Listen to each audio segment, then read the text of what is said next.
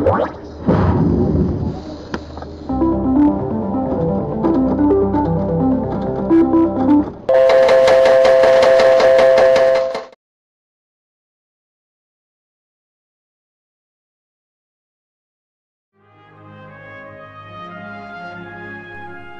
now it is time for a homeless person to review an anime movie. Tonight's review, Appleseed.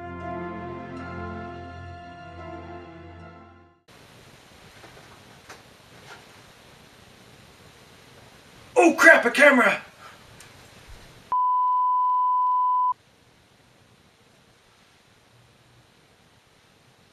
You see, this is what happens when you go to Nevada and gamble too much. Hello, I am the... What am I again? Hello, this is Super Saiyan Mouse talking going to do an anime review for you because the other Super Saiyan Mouse guy didn't want to do it. Well, anyway, in response for giving me some food, he made me watch an anime movie, which I will now review for you by acting it out a notch because we don't want to get into too much trouble with the YouTube crap. And the name of this anime was called Appleseed.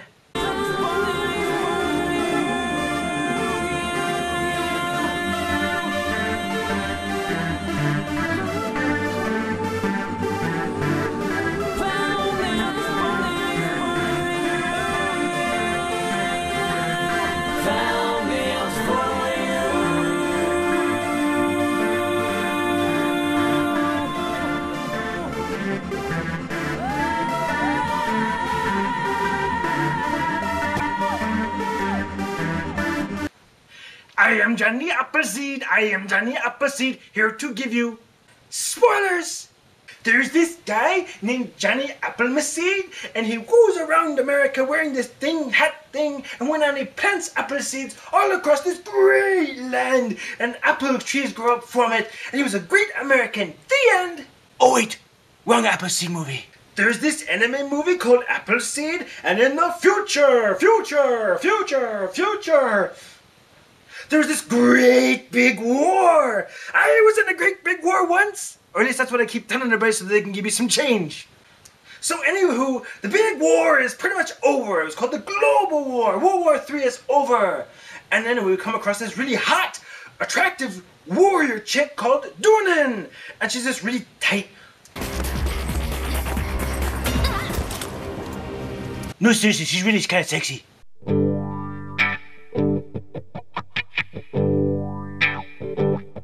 Anyway, Doonin, she's got all these guns and all these missiles and all these grenades, and she's going bang, bang, bang, bang, bang, bang, bang, bang, bang. And she's like totally freaking hot and whatnot. She looks like the daughter of Rambo. We could call her Bimbo. Wait, that totally came out wrong. So anyway, after her last assignment, she is captured by this girl named Hitomi and some other people. She's taken to a hospital, and she totally freaks out because she doesn't know where she is. But then they tell her, no, Doonin, it's okay, the war is over. War is over? Hooray! Really? Really, that wasn't much of a movie. Time to do the kiss at Times Square. So anyway, Doonin has to go with this brunette chick named Hitomi, and she's kind of weird, you know. The Hitomi chick's like, you could tell there's something different about her, you know, because she has this, can I be your friend? And Doonin's all like, yeah, sure, kid, I'll be your friend. So they take her to this place called Olympus, which is the perfect city. It's a metropolis. It's one of the few places that was totally, completely unaffected by the war. You know, kind of like how the United States is now. You know, we Americans so involved in so many wars, but let's think about it. Is Detroit really that affected? So anyway, the city's absolutely perfect. It's this perfect metropolis. Everybody's happy there. I take it there's free healthcare there too. And you don't have to wait 6 to 10 months to get it. Or it doesn't cost a freaking fortune. Everybody doesn't bitch about it. But that's beside the point. So anyway, when I said that Hitomi was kind of different and whatnot, well, guess what? It turns out she is different because she's a bioroid. A bioroid? What the heck is that? It turns out that half the population inside of Olympus is bioroid.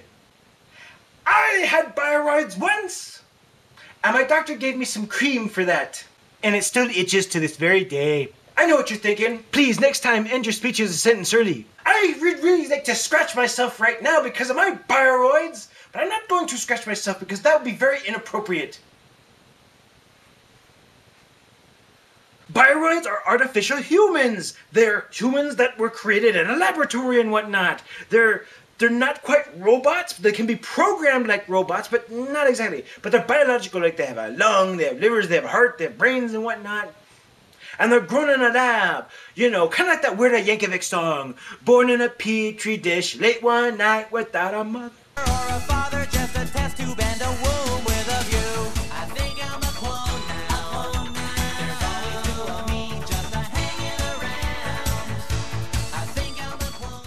So bioroids are artificial humans. And those bioroids, in a nutshell, to put it in Star Trek geek terms, they're both like Data and Spock combined. Why?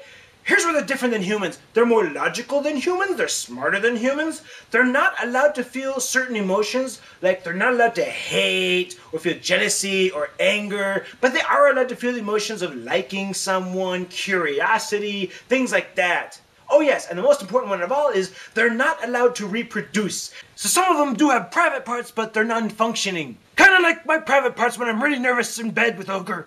But not everybody's happy with the whole bioroid thing. Since half the population of Olympus, and since this is the last city on the face of the earth that's intact and wasn't affected by World War III, some humans are really skeptical of bioroids, thinking that they might replace us and whatnot. Why? Because now that the war is over, you have the big bad military. They honestly don't trust bioroids. They're all like, I don't like these bioroids, these artificial humans. They think they're better than us humans. So you see, they're all like, I'm telling you, Doonan, these bioroids, they ain't nothing but trouble.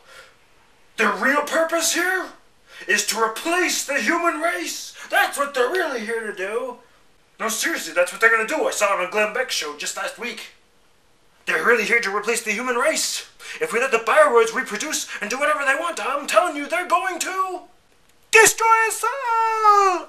Destroy us all! Destroy us all! Destroy us all! Destroy us all! Destroy us all! Destroy us all! And then she's like, I don't know. Hitomi sure seems nice. and then he's like, I know you say you are incapable of emotions, but I know one of these days you're gonna get roid rage. I'm watching you bioroids the same way the monkey watches Chris on Family Guy. So Doonan's having some trouble, readjusting to peaceful life here. So, you want a job? And she's all like, yeah, sure, I'll take a job. Good, you're going to be joining the E-SWAT. E-SWAT? Is it like eBay? No, silly, it's the SWAT team. Only has an E in front of it. Makes it sound more cool because we're in the 21st or 22nd century. I don't know. Anyway, since bioroids populate half of Olympus, they control a lot of the bureaucracies and whatnot. For example, the Prime Minister of Olympus is also a bioroid called Athena. And I swear she looks like Agent Scully. That would be such a turn-on for me right now. If I wasn't over my X-Files fetish. That was so 10 years ago. Which is sad because I'm still obsessed with Sailor Moon, Dragon Ball Z, and Ranma 1/2. So then Athena's all like, come on, take the grand tour. See this big thing right here? It's called Gaia. It's this artificial intelligence computer that runs everything. And these 7 old geezers called the Elders, they control everything as well. Gaia, Gaia, Gaia. Where have I heard that name before? Oh yeah, Captain Planet.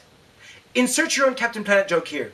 So like I said, the bioroids, they control all the bureaucracies and whatnot in Olympus, except the military. The military is one of the few things that is still in full control of the humans. And since, they just gotten off World War III, that's really worked out great, hasn't it? Question, why didn't they just create bioroids and have them do all the battles for the humans like they did in Star Wars: The Clone Wars? As Christopher Walken would say, I don't know. Oh wait, I forgot about something. So when Dunan gets to Olympus and she's trying to readjust to her life and whatnot, she actually comes across a familiar face, if you call that a face. She comes across her friend, Bryaron! I really hope I'm pronouncing that right. And it turns out that they were really, really, really good friends during the war. Really, really, really, really good friends. So anyway, Dunan's all like, so hey, Bryaron, you know, since you're here, remember these? And he's all like, no, I don't remember those. Come on, remember what we did in the battlefield, you know? Come on, Bryaron, you gotta remember. Remember when lonely nights in the battlefield? And he's like, no, I don't remember. And she's all like, psh, F you! Oh wait, that's right, you won't! So anyway, one day, Dunan was minding her own business, and then, kaboom! Shablam! Shablam! Shablamo! There's a terrorist attack on Olympus! Oh my gosh, Al-Qaeda still exists in the future?